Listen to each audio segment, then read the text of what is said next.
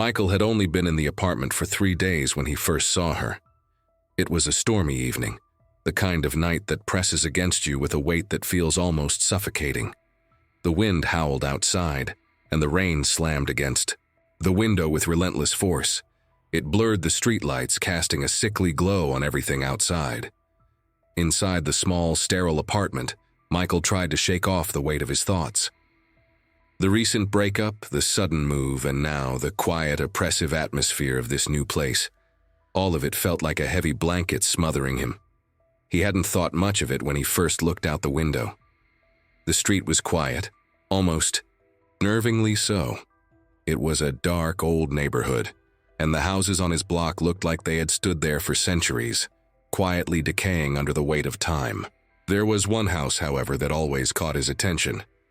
Across the street stood an old, dilapidated mansion, the kind of house that felt like it should have been abandoned long ago. Its windows were dark, and its faded paint peeled like it was trying to forget the years it had endured. But there was something more to it, something that kept Michael coming back to look. Something that he couldn't place. That night, while he sipped his coffee and stared out into the storm, he saw her. She was standing at the window. Her figure was pale and immobile, almost like a mannequin. Michael squinted through the rain, trying to make sense of the blurry silhouette in the darkened room. There was something about her that made his skin crawl, as if she had been standing there forever, waiting for someone to notice. He turned away, shaking his head. It was probably just the reflection of a tree or a trick of the light, he told himself. But when he glanced back, there she was again, staring directly at him, her face hidden in shadow but her presence unmistakable. His heart began to race. The nights after that became a blur for Michael. Every evening, like clockwork, he found himself drawn to the window, peering out at the house across the street. The woman was always there, standing motionless at the window, as if frozen in time. Sometimes he'd catch a glimpse of her face, pale, featureless, and empty. Other times she was just a silhouette, her shape obscured by the darkness of the house behind her. Curiosity gnawed at him, and a strange, unexplainable fear took root in his chest. He couldn't stop thinking about her. He couldn't stop watching her. One night, unable to resist the pull, he slipped on his jacket and decided to investigate. His fingers trembled as he closed the blinds, the sound of the wind rattling against the windows behind him. His footsteps echoed down the empty hallway as he left the apartment. Walking out into the storm, the house stood before him, just as eerie as it had looked from his window. The yard was overgrown, the grass wild and untamed, as if the house hadn't seen care in years. The windows, dark and lifeless, seemed to mock his curiosity, daring him to come closer. As he walked toward the front door, he felt a chill race up his spine. The air felt wrong, heavy, like he wasn't supposed to be there. He hesitated, then pushed open the door, which creaked loudly in protest. The house smelled stale, like dust and old wood. Inside, everything was still. The hallway stretched out before him, lined with old portraits of people long gone. The faces in the paintings seemed to follow him with their eyes, their expressions haunting. He made his way up the stairs, each step groaning under his weight. He reached the second floor and froze. There, at the end of the hall, was the room. The room with the window. The room where she stood every night. He approached slowly, his breath shallow. The door creaked open on its own, as if welcoming him inside. The room was dark, but he could see the window at the far side of the room, a sliver of moonlight filtering through the rain-soaked glass. And then he saw her. She was standing at the window, her back to him, her long hair hanging in wet strands down her back. She was dressed in a tattered white gown that looked too old to belong to anyone living. The air in the room grew cold, and the shadows seemed to stretch unnaturally around her. Michael opened his mouth to speak, but the words wouldn't come. His throat felt tight, his heart pounding in his chest. "Please," a voice whispered, so soft it almost sounded like the wind. "Help me." The woman turned, her face obscured by the shadows of the room. But Michael could feel her eyes on him, cold, empty eyes that seemed to pierce through him. His breath caught in his throat. She took a step toward him, her movements jerky, unnatural, like something was wrong with the way she walked. "Help. Me," she repeated, her voice now louder, more desperate. And that's when he realized something that made his blood run cold. Her eyes were hollow, empty. No pupils, no irises, just black, bottomless pits staring at him. Michael stumbled backward, his hand pressing against the door frame as the woman took another slow, deliberate step forward. He could hear the soft sound of her feet scraping against the floor, a sound that made his skin crawl. The air around him grew colder, the temperature in the room plummeting. His breath came in visible puffs, the chill biting at his skin. He couldn't look away. He didn't want to, yet he couldn't pull his gaze from hers. The woman was a presence, an unearthly force that seemed to fill the entire room, filling the space with a sense of wrongness. She wasn't alive, not in any sense of the word he understood. I can't help you," Michael whispered, his voice trembling. But the woman only shook her head, her movements slow, deliberate. Her mouth opened, and her voice came again, deeper now, more guttural. "You are the one who can help me." Her words reverberated in the room, the walls themselves seeming to tremble. The shadows in the corners of the room twisted, like living things, and Michael's heart began to race uncontrollably. "What do you want from me?" he choked out, his voice hoarse with fear. "I am trapped," she whispered. "I have been here for so long, waiting for someone to free me." Her voice dropped to a whisper. "But the house, it will not let me go. It wants me to stay here forever." Michael could feel the weight of her words pressing on him. The air thickened, suffocating him, and he gasped for breath. The temperature in the room dropped further, and he could see his own breath hanging in the air in front of him like smoke. And then it happened. The house groaned, a low, rumbling sound that seemed to come from deep within its foundations. The walls pulsed, as though alive. The floor beneath Michael's feet shifted, groaning and creaking as if something inside it was moving. The woman's smile twisted, her lips stretching wider, revealing teeth, sharp, jagged teeth.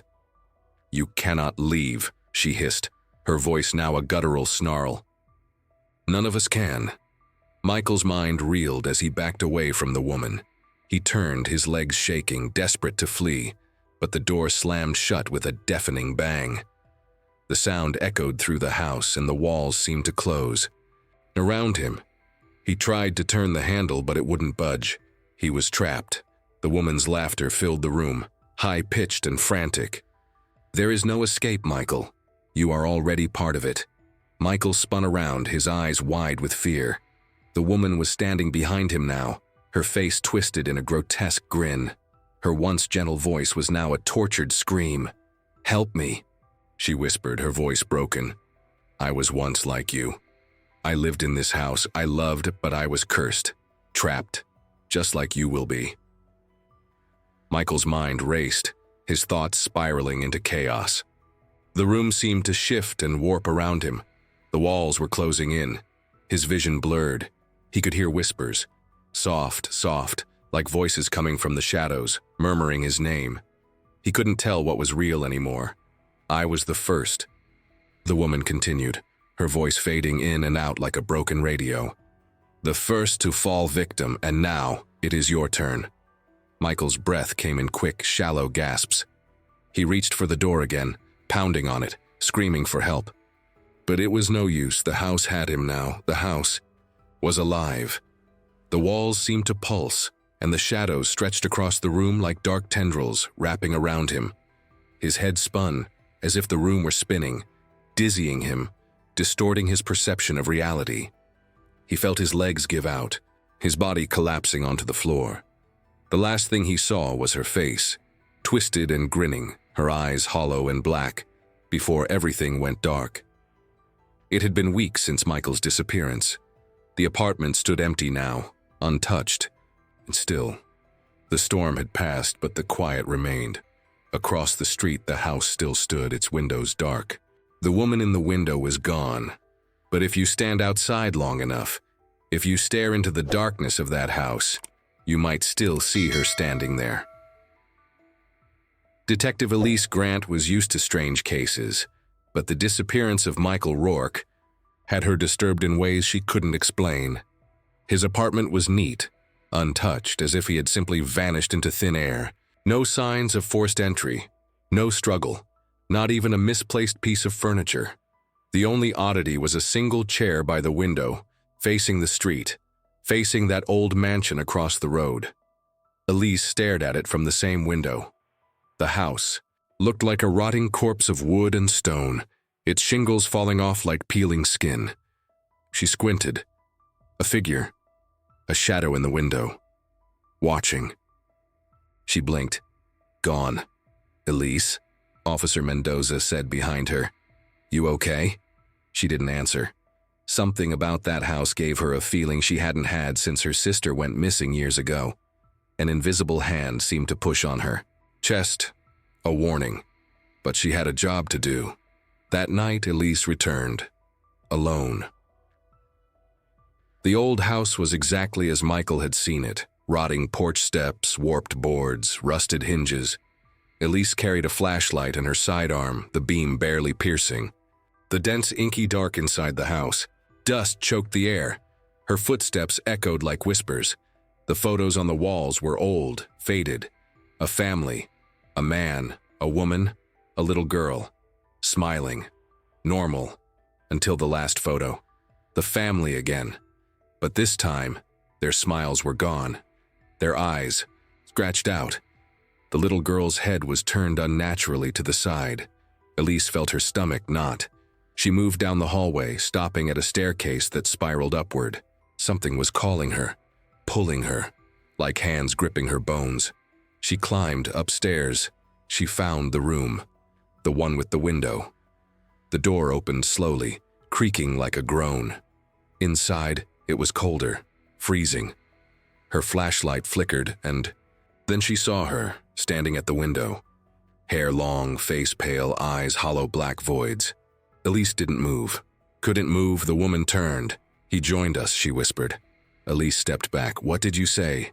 The woman floated. Yes, floated toward her. Her feet didn't touch the ground. He watched too long. Now he watches forever. Behind the woman, more shadows appeared. Faces Elise recognized. Michael's among them. Their mouths stretched open in silent screams. Elise ran. She stumbled down the stairs, barely keeping her footing. The house shifted around her. Walls changed. Doors vanished. She was trapped. From every direction, voices echoed. Watch. Look at me. Don't blink. The shadows followed, crawled across the floor like black smoke. Elise kicked. Open a door. Somehow, the front door again. She spilled out into the night, gasping for air, collapsing on the sidewalk. She turned back. The house was still. No lights, no shadows, just stillness. But in the upstairs window, Michael was there, not outside. Inside, watching, lifeless, a prisoner. Elise ran. She didn't stop until she reached her cruiser. She drove all night, far from that street, from that house, from that window. Elise never went back. She quit the force 2 weeks later, changed her name, moved across the country, but she never forgot what she saw, what she felt. Sometimes, in the dead of night, she would wake up gasping, convinced someone was watching her, and sometimes when she looked out her window, she'd see it, that house, thousands of miles away. But there it was, the same woman standing in the window, watching, waiting. She always turned away. She never watched too long. She couldn't. Because if she did, she knew what would happen. The house still stands. Some say it's cursed. Others say it's just a ghost story parents use to scare kids. But if you go there, if you stand on the sidewalk and look up, you might see her, the woman in the window. You might think she's just a shadow or a trick of the light. But if you look too long, she'll notice you. And once she does, she'll whisper your name, you'll feel it in your bones, and then you'll find yourself drawn back again, and again, and again, until one night, you won't leave, and someone else will see you in the window.